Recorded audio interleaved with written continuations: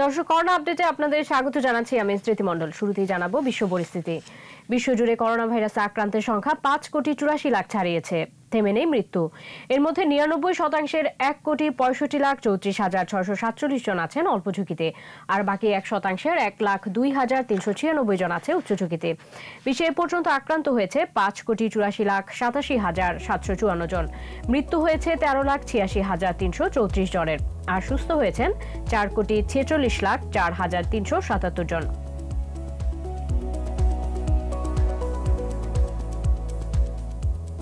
বিশ্বে করোনা মহামারীর দ্বিতীয় তরঙ্গের আঘাতে বেসামাল উন্নত দেশগুলো। একদিনে আক্রান্ত হয়েছে 5,81,603 জন, মারা গেছে 8,922 জন। আক্রান্ত ও মৃত্যু তালিকার শীর্ষ দেশ যুক্তরাষ্ট্রে আক্রান্তের সংখ্যা 1,24,50,666, মৃতের সংখ্যা 2,61,790, সুস্থ হয়েছে 74 লাখের বেশি। আক্রান্তের দ্বিতীয় শীর্ষ দেশ দক্ষিণ এশিয়ার ভারতে করোনা সংক্রমিত হয়েছে 90,95,908 জন, মৃতের সংখ্যা 1,33,263, সুস্থ হয়েছে 85 লাখের বেশি মানুষ। মৃত্যু তালিকার দ্বিতীয় শীর্ষ দেশ ব্রাজিলে মৃতের সংখ্যা 1,69,000 ছাড়িয়েছে, আক্রান্তের সংখ্যা 60,52,786। আক্রান্তের চতুর্থ অবস্থানে এখন ফ্রান্স। দেশটিতে আক্রান্তের সংখ্যা 21,27,000-এর বেশি, মৃতের তালিকায় 48,518 জন। রাশিয়ায় আক্রান্তের সংখ্যা 20,64,748, মৃতের সংখ্যা 35,778। স্পেনে কোভিড-19 রোগীর সংখ্যা 15,89,219, মৃত্যু হয়েছে 42,619 জনের। আক্রান্তের সপ্তম শীর্ষ দেশ যুক্তরাজ্যে করোনা সংক্রমিত হয়েছে 14,93,383 জন, মারা গেছে 54,286 জন। করোনার দ্বিতীয় তরঙ্গে প্রাণহানি বাড়ছে যুক্তরাষ্ট্রে। ক্যালিফোর্নিয়া সহ বেশ কয়েকটি রাজ্যে জারি করা হয়েছে বিশেষ সতর্ক অবস্থা। কড়াকড়ি আরোপ করা হয়েছে জাহাজ ভ্রমণেও। অন্যদিকে 3 স্তরের নিরাপত্তা ব্যবস্থার পথে হাঁটছে যুক্তরাজ্য। বিশ্বে এ পর্যন্ত মৃতের সংখ্যা 13,86,000 ছাড়িয়েছে, আক্রান্তের সংখ্যা 5,84,00,000-এর বেশি। আরো জানাচ্ছেন আজহারুল ইসলাম।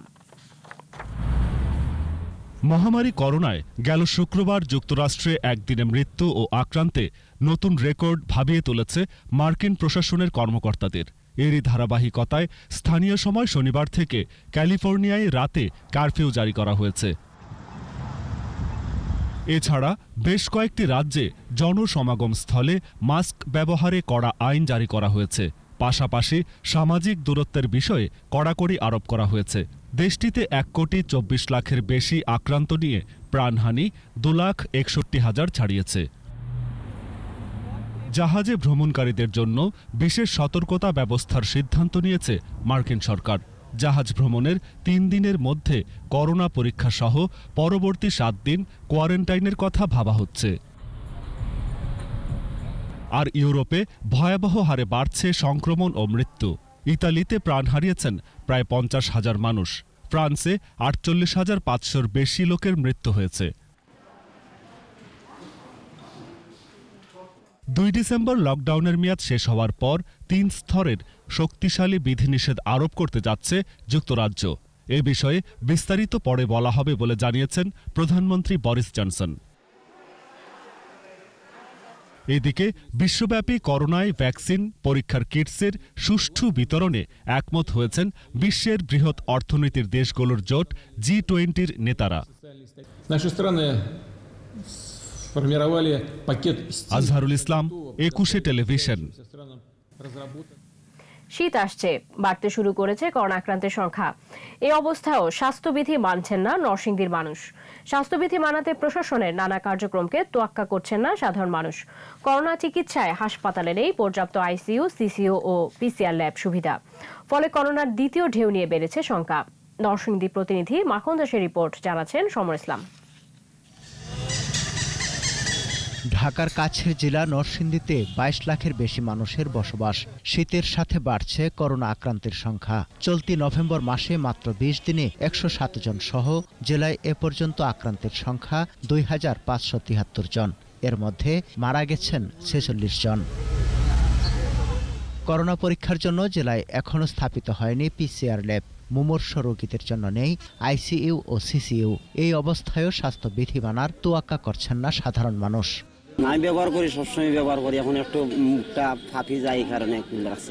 আমি আজকে তাড়াহুড়া করে চলে আসছি তো আনতে মনে নেই। মানুষের ব্যবহার করার দিকে আমি ব্যবহার করি না। মাছ আনছি, মাছটা কদিন ঘুরেছে।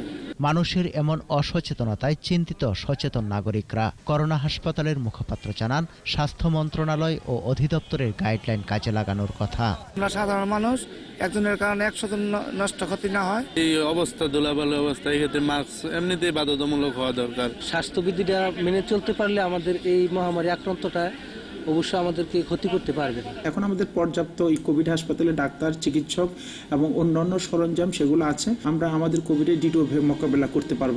জেলা প্রশাসক জানালেন, লকডাউন না দিয়ে জীবনযাত্রা স্বাভাবিক রেখে দ্বিতীয় ঢেউ মোকাবেলার প্রস্তুতি নেওয়া হয়েছে। সরকারের কাছে এই ধরনের প্রস্তাবনা দিয়েছি যে আমরা কোনো লকডাউনে যাব না, আমরা কোনো কিছু বন্ধকরণে যাব না, আমরা জীবন এবং জীবিকার ব্যালেন্সকে আমরা অ্যাড্রেস করি, আমরা দ্বিতীয় ঢেউটাকে মোকাবেলা করব। বর্তমানে প্রতিদিন অর্ধশতাধিক রোগী বুথে আসেন করোনা পরীক্ষার জন্য। সমর ইসলাম, 21 টেলিভিশন। দর্শক, এই ছিল আমার হাতে থাকা করোনা পরিস্থিতির সর্বশেষ তথ্য। নতুন তথ্য নিয়ে আবারও ফিরবো বিকেল 4টায়। দেখার আমন্ত্রণ। 21-এর সাথেই থাকুন। স্বাস্থ্যবিধি মেনে চলুন, সুস্থ থাকুন।